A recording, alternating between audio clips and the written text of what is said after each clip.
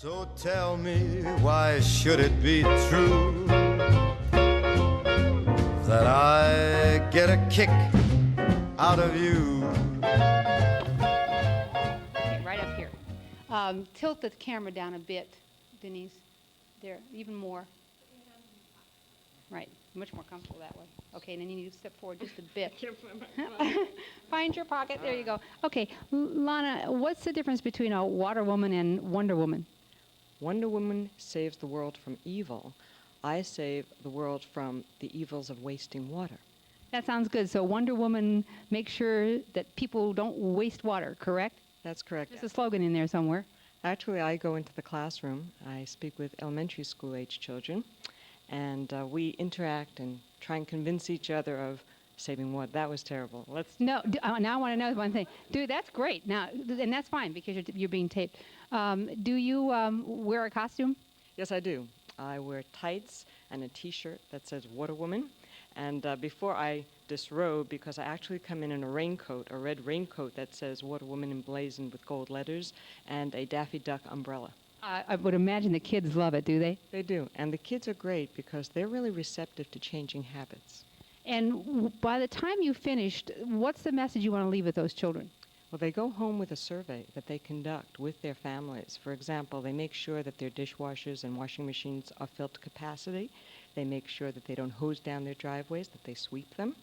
They make sure they put on the oven timers when watering outside, so that when that oven timer goes beep, it's time to turn off the sprinklers. Do you find that children are much more receptive to these ideas than adults are?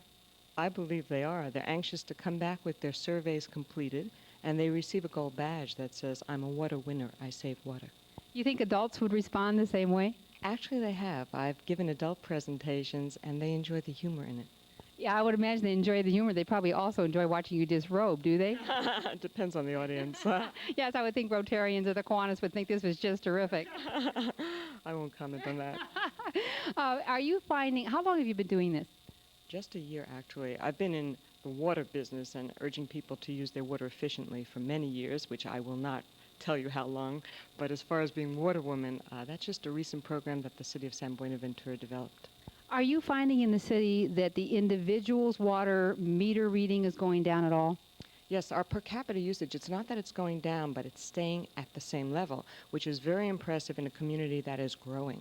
And we are growing rapidly. So keeping our water usage stable is almost as good as our water usage going down. I thank you very much, Water Woman. That's terrific. Better get going, or we got a whole bunch of you to talk to here. You're wrong. So again, the message is talk to me and don't ignore that stuff. They call you Water Woman. This is true. You wear a costume and a cape.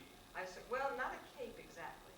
I wear a red raincoat, rain hat, blazoned with gold letters that say Water Woman, and then I disrobe, and I'm wearing a T-shirt that says Water Woman and blue tights. And where do you do this? In the schools of the city of San Buenaventura for elementary school age children.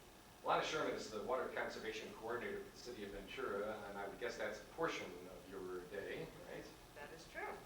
So sometimes you are Water Woman, sometimes you are in the office on the phone writing memos. Yes, I also handle customer complaints. When we have main breaks, I deal with that situation in terms of explaining to the customers what's going on. Many cities and water agencies frequently, unfortunately, do have problems with their water supply, and I have to explain what those problems are. So Ventura is a city-owned water department Yes, delivery it's system? part of the city of Ventura. Unfortunately, one of our problems, we have very high manganese and iron, which probably most people don't care about, except when the water comes out of their tap, it looks like coffee. When I say coffee, I'm an Easterner, so for those of us from the West Coast, it's spelled C-O-F-F-E-E. I understood. And I have to explain that what the discoloration is, how long it will last, and try to mitigate, make them feel reassured that it's not harmful to drink. However, when they ask me, would you drink it, my response is no, I wouldn't. I'd get some bottled water till the problem clears up. Is that something they could boil and No, that won't take care of the discoloration. Right. let's get back to Water Woman. That sounds exciting. What messages are you trying to give the kids? Well, the first thing is to make them aware of our water supply and where it comes from. The second is, what can they do to use the water efficiently, not waste it? Water, as with many of our resources, is limited. And I think if we start with our kids today,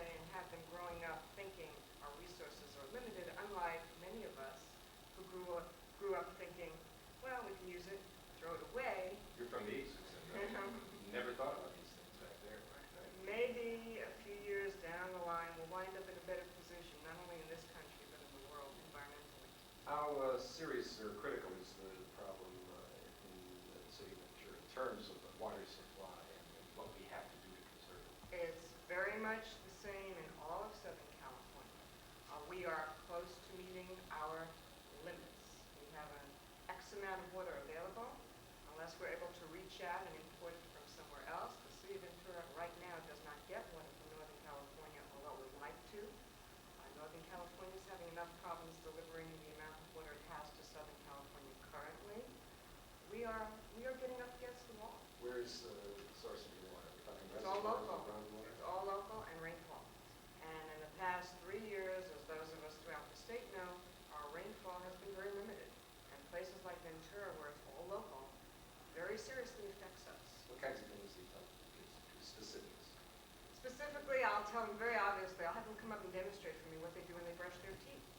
The first thing they do is turn on the tap, and frequently they'll keep brushing away. And I'll say to the kids sitting in the audience, what's wrong with this? And they'll say, oh, he let the water run. So, I mean, it's little when people think, how much water can that save? Precisely my next question. The point Did you ever is, total that up? I mean, if everybody let the water run for a minute and a half while they're brushing their teeth, I'm sure there are statistics, and I don't have them off the top of Can my you get head. back to me on that? I'll try to, yes, I will do that. But do you think we're talking about something sizable Oh, absolutely. I think it's Really? cumulative. I think it adds up. And it's just symptomatic of the whole problem. I mean, that's one way for us to try and attack the problem. But industry has to attack it. Agriculture has to attack it. I mean, it involves many participants. change of attitude, though, and that, again, is probably got to start in the schools where you are working. A lot easier to change the attitudes of little children than people like us. They're going to go home and yell at people like us. Well, part of our program is they're given a survey sheet. They take that home, and they're supposed to walk through with their parents. Do you fill the dishwasher up to capacity? Check it off. When you do a clothes washing load, is the clothes washer filled to capacity?